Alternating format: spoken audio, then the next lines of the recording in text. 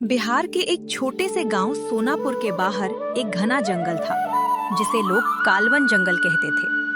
दिन में भी वहां सूरज की रोशनी मुश्किल से पहुंचती थी। गांव के बुजुर्ग कहते थे कि उस जंगल में सदियों पुरानी एक यक्षिणी का वास है। लोगों का मानना था कि अमावस्या की रात वह सुंदर स्त्री का रूप धारण करके राहगीरों को अपने जाल में फंसा लेती है। लेकिन गांव का 24 साल का युवक अर्जुन इन बातों पर विश्वास नहीं करता था। ये सब अंधविश्वास है। भूत प्रेत जैसी कोई चीज नहीं होती। बेटा, हर चीज आंखों से नहीं दिखाई देती। उस जंगल से दूर रहना। दादी, मैं पढ़ा लिखा इंसान हूँ, मुझे इन बातों से डर नहीं लगता। दादी ने गहरी सांस ली। उन्हें लग रहा था कि एक दिन अर्जुन को अपनी गलती का एहसास जरूर होगा। कुछ दिनों बाद अमावस्या आई। उस रात अर्जुन अपने दोस्त मोहन की शादी में गया हुआ था। शादी देर रात तक चली। जब अर्जुन घर लौटने लगा तो गांव वालों ने उसे रोकने की कोशिश की।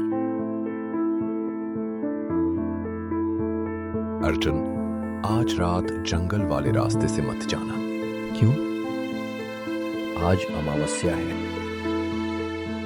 तुम लोग अभी भी इन कहानियों पर विश्वास करते हो? रात के लगभग 12 बजे थे। हवा ठंडी होती जा रही थी। अचानक जंगल में चारों तरफ सन्नाटा छा गया। यहाँ तक कि झींगुरों की आवाज भी बंद हो गई। अर्जुन को थोड़ा अजीब लगा। तभी उसने रास्ते के किनारे एक युवती को देखा। वह सफेद साड़ी में थी। उसके लंबे काले बाल हवा में लहरा रहे थे। सुनिए, जी? क्या आप मेरी मदद कर सकते हैं? क्या हुआ? मैं रास्ता भटक गई हूँ, मुझे गांव तक पहुंचा दीजिए। उसकी आवाज बेहद मधुर थी। अर्जुन उसके साथ चलने लगा। चलते चलते लगभग 15 मिनट बीत गए। अर्जुन को महसूस हुआ कि वे जितना चल रहे हैं, गांव उतना ही दूर होता जा रहा है। अजीब बात है, गांव तो इस तरफ होना चाहिए था। बस थोड़ा और आगे। अचानक अर्जुन की नजर उसके पैरों पर गई। उसके पैर उल्टे थे। अर्जुन का खून जम गया। हे भगवान! उसने डर छुपाने की कोशिश की।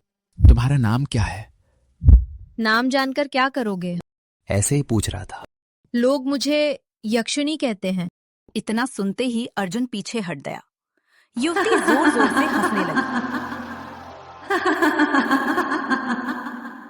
अब तुम्हें सच्चाई पता चल गई है। अचानक उसका चेहरा बदलने लगा। उसकी आंखें लाल हो गईं, नाखून पंजों जैसे लंबे हो गए, मुंह से काले धुएं की लपटें निकलने लगी। मुझे जाने दो। जो इस जंगल में आता है वो कभी वापस नहीं जाता। अचानक चारों तरफ से रोने की आवाजें आने लगी। ऐसा लग रहा था जैसे सैकड़ों आत्माएं जंगल में भटक रही हैं। अर्जुन भागने लगा।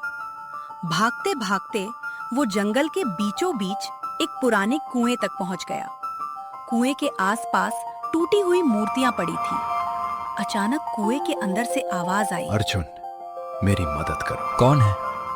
मैं राघव हूँ। 5 साल पहले यक्षिणी मुझे यहाँ ले आई थी। अर्जुन ने कुएं में झांका। अंदर धुंध के बीच कई चेहरे दिखाई दे रहे थे।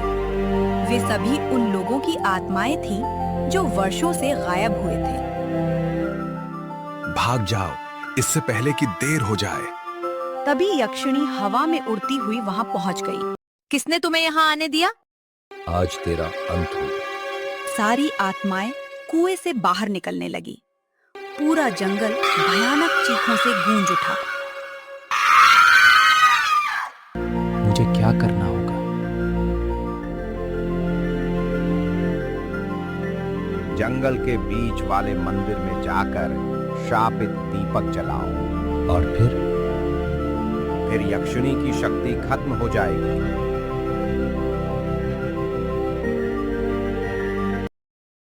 अर्जुन पूरी ताकत से दौड़ पड़ा। पीछे यक्षिणी उसका पीछा कर रही थी।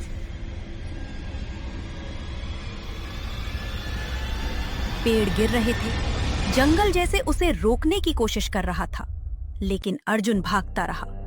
दूर उसे एक प्राचीन मंदिर दिखाई दिया। मंदिर के दरवाजे पर पहुंचते ही अर्जुन ठिठक गया। वहां एक पत्थर पर खून से लिखा था, जो दीपक जलाएगा उसकी जान चली जाएगी। अर्जुन के हाथ कांपने लगे। पीछे से यक्षिणी की डरावनी हंसी गूंजी।